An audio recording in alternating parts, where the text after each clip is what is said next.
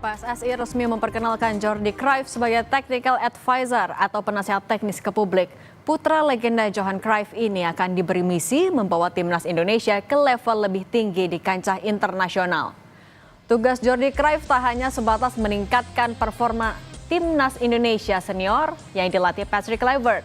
Jordi akan terlibat dalam pengembangan menyeluruh, mulai dari filosofi bermain hingga metodologi pelatihan di berbagai kelompok usia.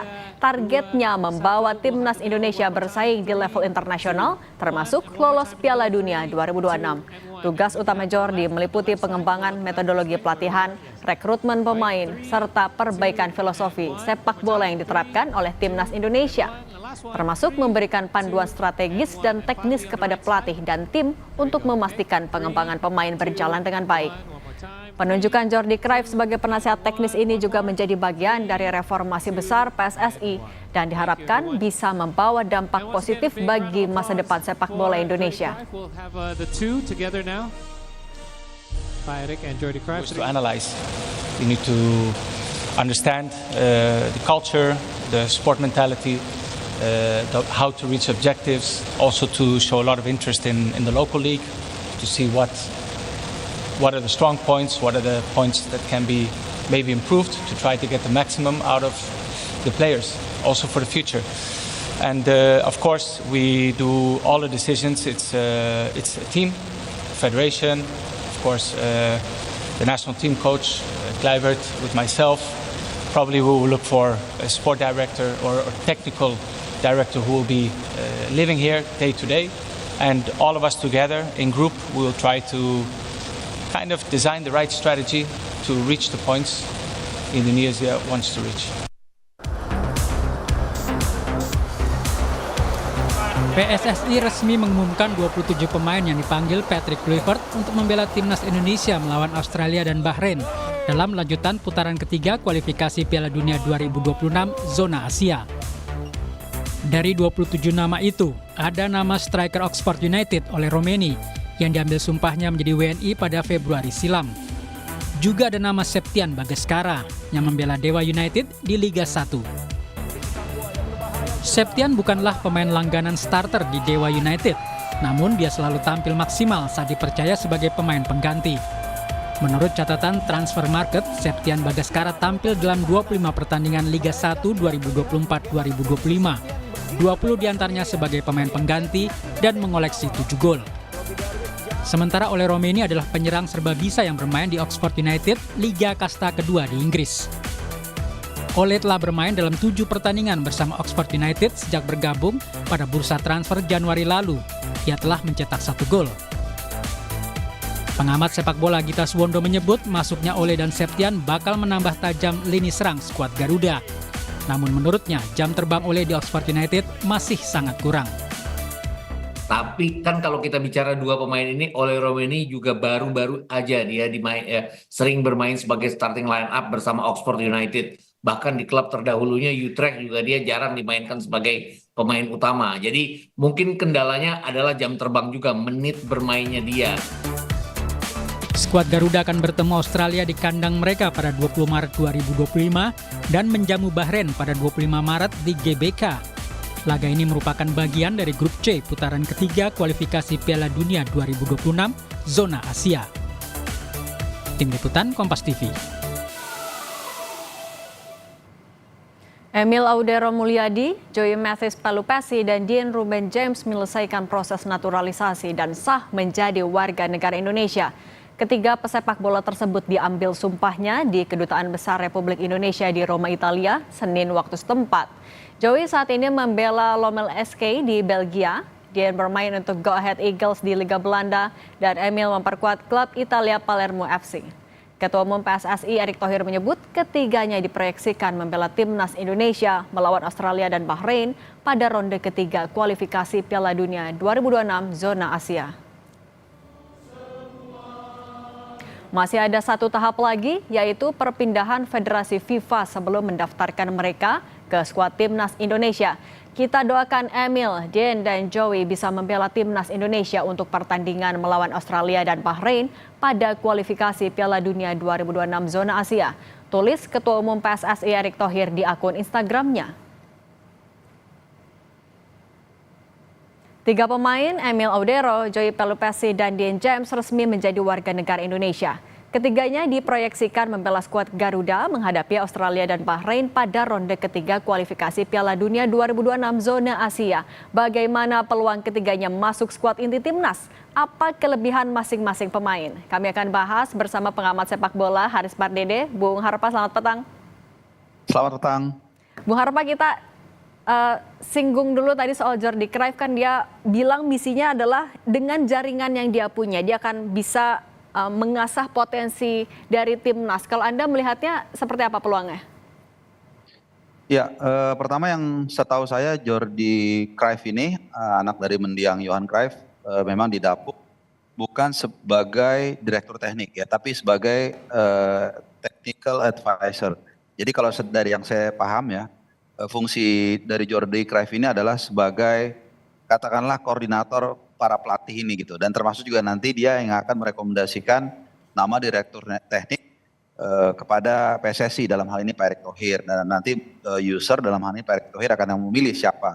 Itu yang pertama. Yang kedua, tapi memang di satu sisi kita juga tahu lah bagaimana jaringan dari Jordi Cruyff ini tentunya sangat global, sangat mendunia. Kita tahu dia adalah mantan direktur tekniknya Barcelona, dan di sana dia juga cukup banyak memberikan kontribusi yang signifikan ya. Salah satunya atau salah duanya adalah dia membawa Lewandowski juga, dan yang paling fenomenal adalah Lamine Yamal juga salah satu rekomendasi dia. Jadi kita harap ya apa yang dipaparkan baru saja itu bisa kita lihat implementasinya di lapangan, karena ini tidak mudah ya, karena nanti yang ditunjuk atau direkomendasikan dia itu benar-benar harus paham sepak bola Indonesia, dan pernyataan di preskon itu sendiri sudah jelas ya, ya living day to day in Indonesia. Jadi harus direktur teknik ini apa ya istilahnya tuh menjelajahi Sumatera, Jawa, Kalimantan, Sulawesi, dan Papua untuk benar-benar bisa membangun sepak bola kita bukan hanya di level atas tapi juga grassroots. Benar-benar memetakan. Nah tapi oke, kita kemudian masuk ke tiga nama yang dinaturalisasi. Sebenarnya tiga nama ini seberapa signifikan akan bisa menyempurnakan kekuatan timnas yang sudah ada, Bung? Sangat signifikan, karena kita sekarang berada di persimpangan, boleh dikatakan 3-4 pertandingan ke depan ini akan menjadi final ya. Kalau kita sepakat Jepang kita get rid of untuk sementara waktu ya, karena itu pertandingan yang saya pikir sangat sulit, apalagi kita akan main di Jepang ya. Jadi ada 3 pertandingan yang kita harus mati-matian bisa meraih setidaknya 6 poin. Itu mengapa saya pikir PSSI berpikir bagaimana untuk memaksimalkan potensi timnas dengan mendatangkan pemain 3 pemain tersebut, Emil Audero, Joey Pelupesi sebagai destroyer, dan kemudian juga Dean James yang berposisi sebagai left back. Memang kalau kita lihat di posisi, terutama di posisi kiper dan left back, seolah-olah kita sudah aman. Betul, memang ada Martin Paes, ada juga Calvin Verdong yang irreplaceable, tapi kan kita nggak pernah tahu. Kebetulan 2 pemain ini sudah mengantongi kartu kuning. Kalau mereka dapat kartu kuning di Sydney, maka mereka akan absen di Bahrain, dan pelapisnya menurut saya tidak ada yang sebanding with all due respect ya. Martin Paes di bawah deputinya nanti ya, kalau nggak ada Emil Audero kan agak jauh lah levelnya. Demikian juga di sisi kiri ya, Sen Patinama itu nggak terlalu inti di ASU. Jadi ini lebih kepada untuk mitigasi kalau ada terjadi cedera ataupun kartu kuning. Dan satu lagi Joey Pelupesi, di posisi tersebut kita sebenarnya juga sama nih, agak kering. Hanya ada Nathan Choaon, tapi Nathan memang sangat struggling di klubnya di Swansea, tidak mendapatkan minute sama sekali dari bulan Agustus. Dan Patrick Kluivert perlu seorang destroyer, dan itu ada dalam diri seorang Joey Pelupesi. Artinya dengan menambah amunisi baru itu, target 4 poin di 2 laga pertama Australia dan juga Bahrain itu adalah target yang realistis? Ya harusnya sih demikian ya, dengan skuad yang sebelumnya kita sudah lalui ya. Bagaimana kalau kita lihat, sebenarnya kita gampang lihat ya kan, di pertandingan pertama kita lawan Australia kan 0-0 di kandang kita, lalu kemudian lawan Bahrain kita bisa nahan 2-2 away lawan Bahrain. Artinya kita sudah pernah berhadapan dengan mereka dan tidak kalah gitu. Jadi harusnya minimal dengan penambahan tim kepelatihan yang ada dengan Patrick Kluivert, Alex Pastor dan lain-lain, dan juga ada tambahan pemain baru. Ini harusnya ya kita lebih dari itu. Tapi kalau saya pribadi sih sebenarnya saya 3 poin aja dari Bahrain udah senang. Tapi kalau bonus 1 poin dari Australia plus kemenangan dari Bahrain, wah itu 2 jempol kalau buat saya ya. Nah, gitu. Bung Harpa, di kiper kan ada Martin Paes, ada Hernando Ari. Peluang untuk Emil sendiri bisa masuk ke skuad inti seberapa besar sih? Emil Audero. Ya kalau Emil sih saya rasa kalau Martin Paes tidak cedera kelihatannya agak susah ya. Karena Kalau kita lihat memang mungkin 11-12 lah kemampuan antara Emil Laudero dengan Martin Paes. Cuman kelebihannya Martin Paes itu lebih stabil di klubnya, ya MLS, walaupun MLS ya, tapi dia dari musim lalu dia selalu menjadi pilihan utama. Dan kemudian yang penting adalah dia sudah ngeblend. Ya kan selama round 3 ini kan gawang kita kan dikelola oleh Martin Paes terus. Artinya dia sudah main setiap matchday, FIFA matchday dengan mungkin dengan Jai paling lama. Kemudian dengan Rizky Ridho, dengan Hilgers, jadi dia udah tahu satu sama lain, udah kenal. Ini yang menjadi kelebihan dia. Artinya saya yakin lah hampir semua masyarakat Indonesia pasti menilai Martin Paes yang akan menjadi pilihan utama. Tapi sekali lagi kan kita nggak pernah tahu nih Mbak Cindy dan juga pemirsa. Kalau tiba-tiba ada apa-apa, cedera atau kartu kuning lagi dia dapat, ini yang saya pikir coba dicegah dengan mendatangkan Emil Laudero. Artinya kalau untuk masuk ke dalam daftar starting 11-nya, ketiga nama yang baru dinaturalisasi ini kemungkinan tiga-tiganya bisakah? Atau ya Emil kemungkinan digantikan sama Martin Paes? Kalau Emil mungkin yang paling kecil kemungkinannya, karena saya pikir nggak ada alasan untuk menggeser Martin Paes kecuali dia cedera atau kartu akumulasi lah. Nah, kalau Dean James sebenarnya secara kualitas dia juga cukup bagus lah. Bahkan mungkin menurut saya agak lebih bagus daripada Verdong menurut saya ya. Tapi kan Verdong juga sama, nggak beda jauh juga dengan kemampuannya dengan Dean James, dan dia sudah familiar gitu. Bahkan dari kalau saya nggak salah dia mulai main itu di round 2 ya, lawan Vietnam atau lawan Filipina, saya lupa. Jadi dia punya kelebihan itu. Nah, tapi dia mungkin saja Dean James itu dimainkan berbarengan dengan Calvin Verdong menggantikan Ragnar Oratmangun yang nanti lawan Australia dia nggak bisa main. Nah, mungkin aja ditaruh di situ sebagai left winger atau penyerang kiri. Kenapa? Karena aslinya di James itu adalah left winger, tapi memang sejak di klub sebelumnya saya lupa, dan kemudian juga sekarang di Go Ahead Eagles dia lebih banyak diplot sebagai left back, tapi dia sering sekali untuk naik menyerang. Jadi bukan tidak mungkin dia akan dimainkan bareng. Nah, khusus untuk João Pelopessi kemungkinan dia main juga cukup besar nih Mbak Sidi. Kenapa? Karena walaupun mungkin dia klubnya hanya kasta kedua di Liga Belgia, kemudian dia juga ya skillnya bukan saya bilang nggak bagus ya, cuman kalau dibandingkan Verdong, dibandingkan Jai mungkin lebih tinggi Jai grade-nya. Tapi di posisi itu kita nggak punya DM yang benar-benar reguler di klubnya dan mumpuni. Itu yang saya katakan tadi, ada Nathan. Tapi Nathan nggak pernah main di klubnya sehingga agak susah juga nih. Sementara Patrick Kluivert kan sudah mengatakan di Hotel Mulia 12 Januari lalu, dia sangat mementingkan minute play. Dan itu dimiliki oleh João Pelopessi yang dia sangat rutin di Lommel. Jadi peluang yang paling besar main intinya adalah João Pelopessi yang pertama, yang kedua Dean James, dan Emil yang terakhir gitu. Nah, kalau melihat nama yang sudah dirilis kemarin oleh PSSI ditambah 3 naturalisasi lagi, apakah sangat memungkinkan mereka akan bisa mewujudkan gaya bermain tipikalnya Patrick Kluivert kan agresif? Apakah ini bisa diterapkan nanti? Kalau mewujudkan gaya bermain yang diinginkan oleh tim kepelatihan seperti apapun itu, saya pikir sangat mungkin. Kenapa? Karena mereka besar di Belanda, ya, pemahaman filosofinya pasti sama. Tapi apakah Patrick Kluivert akan meminta mereka untuk keluar menyerang all out attack atau total football? Saya agak melihat itu kecil kemungkinannya. Karena sekali lagi kita menghadapi tim yang, jangan lupa ini, apapun itu kita harus waspada, langganan Piala Dunia, kemudian juga peringkat 4 terkuat di Asia, mereka juga mereka juga akan main sebagai tuan rumah gitu. Jadi kita harus waspada ini juga. Jadi saya pikir Alex Pastoor yang kita tahu adalah mastermind di tim kepelatihan ini tidak akan sembrono juga.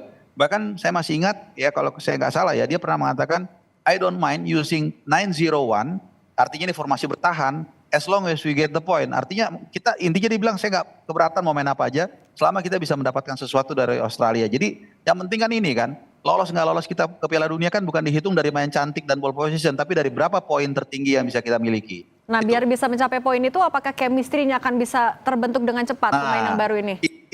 Itu yang menjadi tantangan menurut saya, karena sejak mulai dari pertengahan tahun lalu kita kan hampir setiap international matchday kita selalu kedatangan pemain naturalisasi. Ada dua. Kemudian sebelumnya itu 1 Kevin Dix, bahkan terakhir ini jangan lupa masih ada Oleh Robney juga.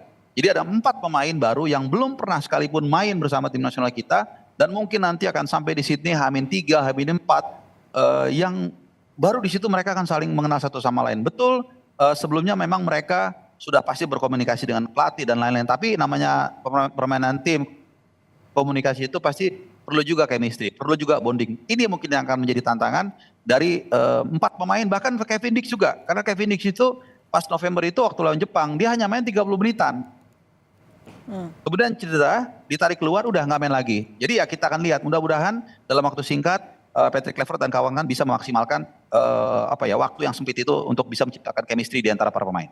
Artinya kira-kira harus apa nih Patrick Kluivert untuk bisa menggabungkan timnya, tidak hanya dari chemistry tapi juga bisa memastikan secara fisik maupun juga mental dari timnas ini juga mumpuni untuk melawan Australia dan juga Bahrain?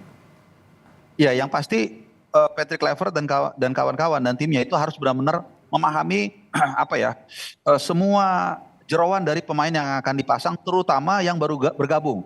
Ya, saya pikir kalau Kejai, Martin Paes, bahkan juga Hilgers, kemudian Sandy Walsh kalau memang nanti dia cedera dia akan dipasangkan Sandy Walsh, kemudian kiri Verdong, Om Hai, Ivar Jenner, mungkin Marcelino. Jadi 7 sampai 8 pemain ini mungkin udah gak ada masalah nih. Udah tutup mata. Nah, sekitar 3 atau 4 ini yang mungkin benar-benar harus diracik dengan baik.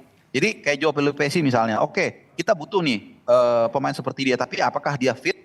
Apakah dia kelihatannya sudah langsung tune in, nanti ketika mungkin ada 2 hari latihan, disitulah nanti golden time yang harus benar-benar dimanfaatkan oleh Patrick Kluivert, terutama juga Alex Pastoor. Mata mereka sebagai pelatih berpengalaman bisa nggak ngelihat pemain dalam waktu singkat? Ya walaupun mereka sudah komunikasi, saya yakin banget ini. Tapi apakah dia bisa dalam waktu singkat melihat, pemain ini siap untuk bertempur dalam waktu 3 hari sejak ketemu atau enggak? Nah itu yang akan menjadi ujian pelatih baru yang didatangkan oleh PSSI. Gitu. Oke, Bung Harpa, artinya merangkum lagi prediksi Anda ketika Indonesia melawan Australia dan juga Bahrain, poin yang bisa diraup berapa?